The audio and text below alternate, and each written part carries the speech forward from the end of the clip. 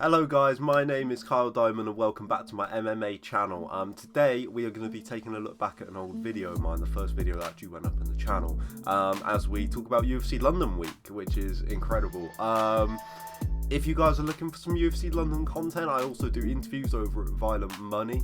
I'll leave a link in the description to that channel. We've got interviews up with guys like Arnold Allen, Jai Herbert, Jack Shaw, a bunch of UK guys, John Gooden and Dan Hardy giving their takes on this fight night as well. So be sure to head over there, but let's get on with the video anyway. So the very first video that I uploaded on this channel was a top 5 hopes for UFC London. Obviously the main hope was that it just went ahead and we were able to get a fight night back over on UK shores, which is successful. The O2 Arena, despite going through some turbulent times, is still going to be the host for the return of UFC London. And obviously it's a great card. So this is not a video hating on UFC London because I didn't get all of my wishes. Things played out, so we'll discuss them one by one and see what we did get, why we didn't get some of my wishes, what we got instead, etc, etc. Let me just pull up the channel there. So as you can see, it's the first video I uploaded on this channel, and it's got, I think it's just past 400 views, which is like 10 times any of the other videos on the channel. So if you're here because of that video, thank you very much. I enjoyed making it, and it did really well, so that got me ready to keep going with this channel, despite taking a little bit of time off in the last couple of weeks, various issues, but we are back. So I thought, why not do a video about that video and see how things have changed since that first video. So the first thing I asked for was for Dominic Wooden to get called up to the UFC from Cage Warriors and debut at UFC London. This hasn't happened yet. I think a lot of people, I actually spoke to Dan Hardy in one of the interviews for Violent Money, and he said that he would like to see Dominic Wooden get that call up because it felt like the right time. He hasn't been announced as defending his Cage Warriors title just yet, and obviously we've got Cage Warriors cards coming up, including one the night before UFC London that I'll be watching and probably making an aftermath piece about, tell you everything that happened if you weren't able to catch it. But it just hasn't happened. I can't say I'm incredibly disappointed because I think Don Wooden will get there, but I'm just confused as to what's in store for Don Wooden at this point. Whether, because like I said, he hasn't been announced as defending his Cage Warriors title yet.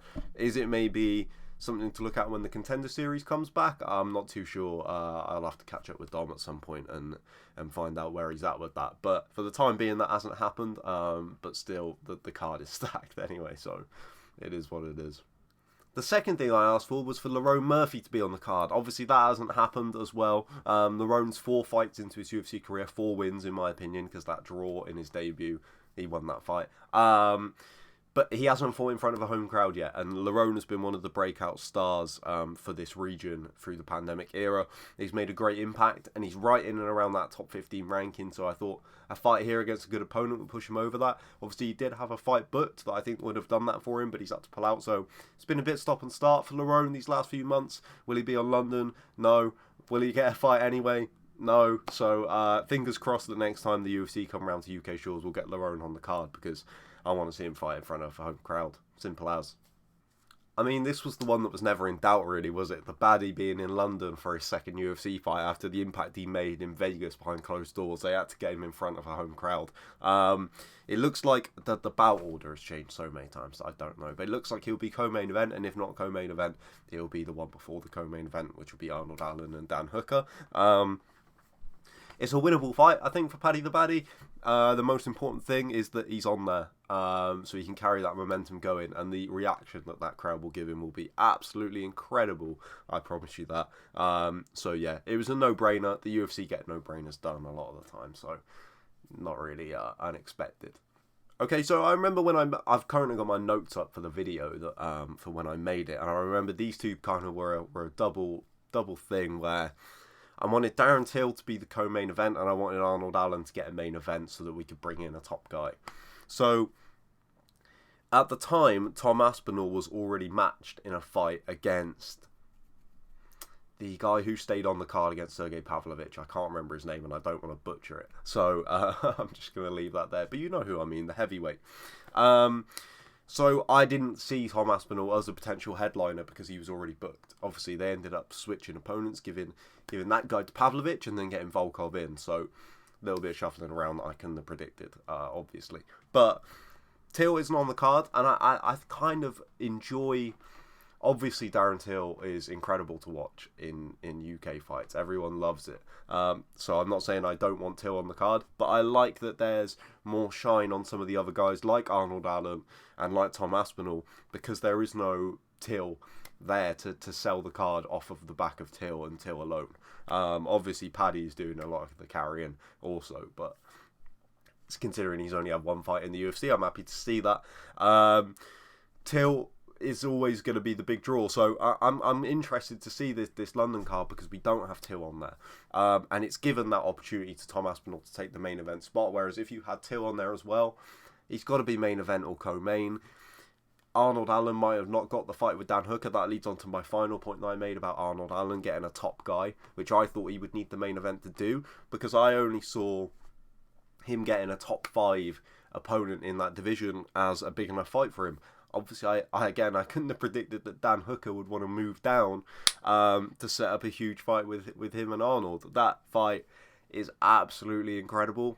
Does it do as much for Arnold Allen's stock in the division as a win over a top 5 guy? No, I think he would be guaranteed a title shot if he got a win over a top 5 guy.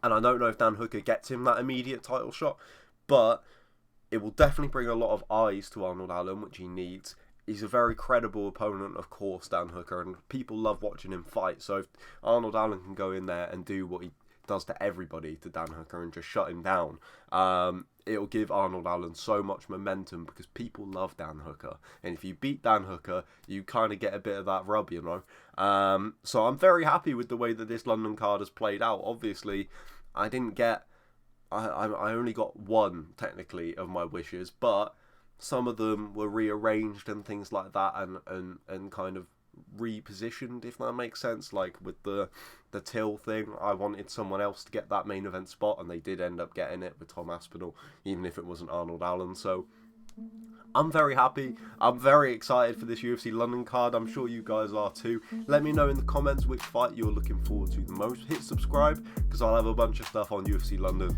Another video this week about it, but also videos after it happens, talking all about the card and what we can take away from it. So yeah, thank you for checking out this video, guys. Thank you for being here. If you watched that first video, then I appreciate it, back when I first started the channel. So yeah, I'll catch you on the next one, guys. See you later.